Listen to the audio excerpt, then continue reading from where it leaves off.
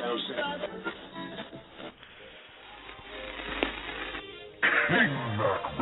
up? This is Mac. And I'm Jake. And you're listening to King Mac Radio, where we put the pop in your culture. Yo, what up, guys? You're listening to KingMacRadio.com, where we put the pop in your culture. Today we got Abraham from the GLEE Project on with us. Yes, I'm really excited to talk to him and get the 411 on everything that's going on with the GLEE Project. And we got him on air with us right now. What's up, Abe? Hi.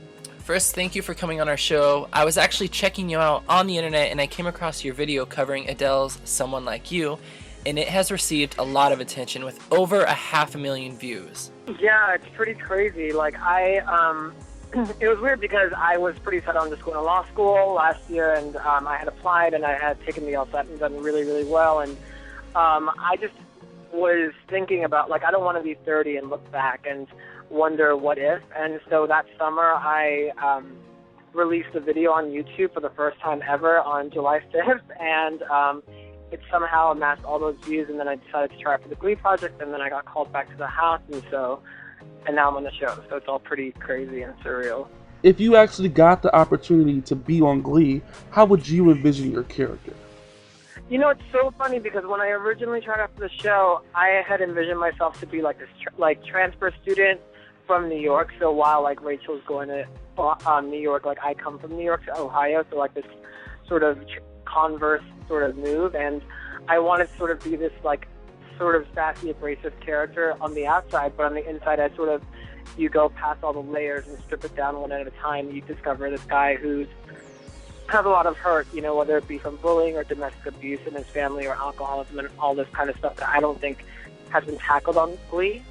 And I really wanted to be a universal character, but I saw a few really, really good fan ideas floating around. Like, I think one person was like, it would be really cool if Abraham was like the new rift between Kurt and Blaine, which would hurt my feelings because I love Kurt and Blaine together, but I think that would be really cool. And another one, I think either Teen Magazine posted it or The Hollywood Reporter, but they were like, Abraham could also play this character where, because his like sexuality is sometimes very ambiguous, he could like get the girls and the guys and then sort of like play with their minds and stuff. So I thought that would be really fun. That's interesting that you say your character would interfere with Kurt and Blaine's relationship. A lot of people actually have questioned your sexuality. Your vocal coach Nikki even implied that you were androgynous.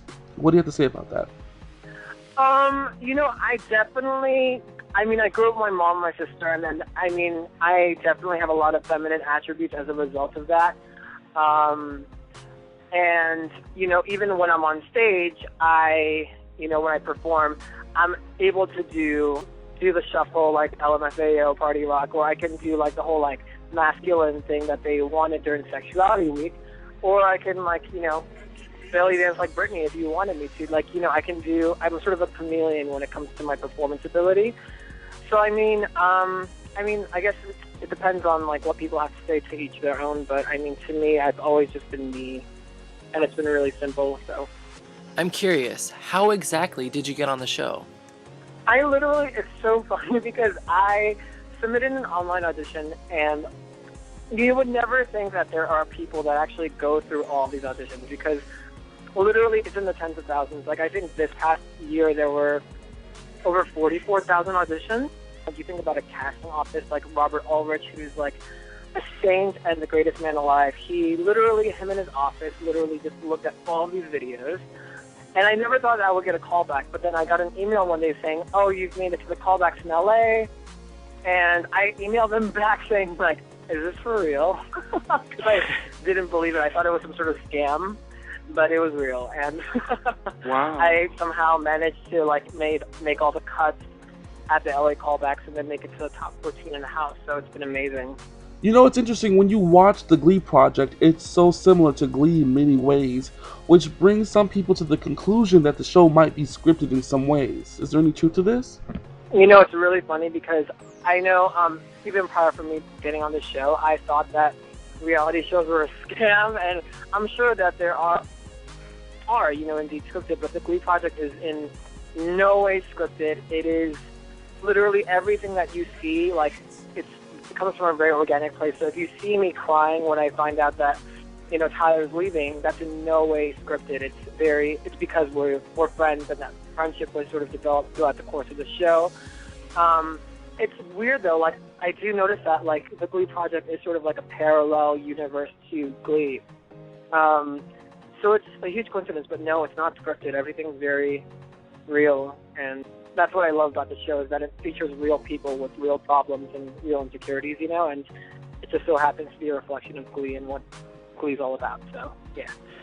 I've noticed that a huge aspect of the show are the friendships created. You guys live together for so long and are all experiencing this amazing opportunity, and I assume you all are very close. So I just want to know, who are you closest with on the show?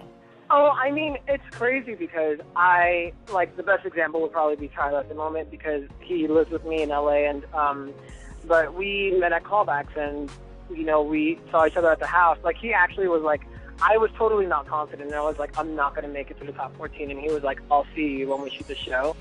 And lo and behold, we're both on the show, and yeah, I mean, I've definitely made some really, really great friends. Like, I'm really close to Tyler and Nellie and Blake. Those are probably my three best friends on the show, and there's definitely, some other friendships that I've cultivated along the way. And at the end of the day, though, I really feel like it's a dysfunctional family, and this is something that we can always share together and look back on. So it's really special, just what the show has done for friendships and relationships.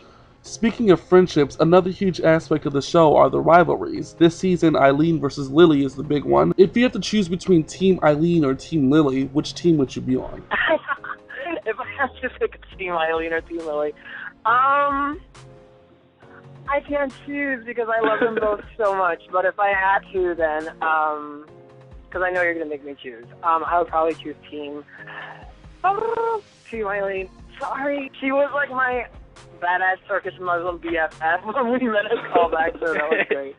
But yeah, if I had to choose, I would choose Team Eileen.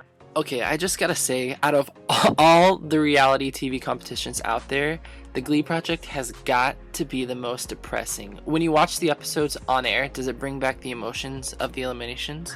Oh yeah, for example, when I was watching the episode with a few people, and I was watching the week that Tyler got eliminated, and I literally watching that, Tyler was fine, he was patting me on the back, and he was fine with everything. I was literally bawling, and I had to go to the bathroom right afterwards and just finish bawling and come back out, because, I mean, everything becomes resurfaced, you relive so many moments that, you feel like have happened a while ago, but considering how real those emotions are, you can't help it but resurface. But I mean, it's definitely hard, and it's definitely tough to watch some eliminations, but I mean, it's great television. I know at the beginning of the show we talked about how you would envision your role being on GLEE, but I was wondering if you could merge together two current characters on GLEE to create your very own character, who would it be? If I had to merge two characters together, it would probably have to be... Oh, this is really fun. This is a great question. Probably Kurt and... Let's see, Kurt and either Sebastian or Santana. Even just as a real human being, I can be very sarcastic and dry and very witty, and my jokes sometimes are very wry, but I'm also, at the core of who I am. You see me cry so many times on the show, and, I really do love very passionately, and I fight for things that I believe in, and I think that, those two things don't have to be completely separate. I think you can be both things, so probably Santana and Kurt. That'll be fun. Alright, and the last question before we let you go, I know you know who the winner is, but I must ask, did Ryan Murphy make the right choice?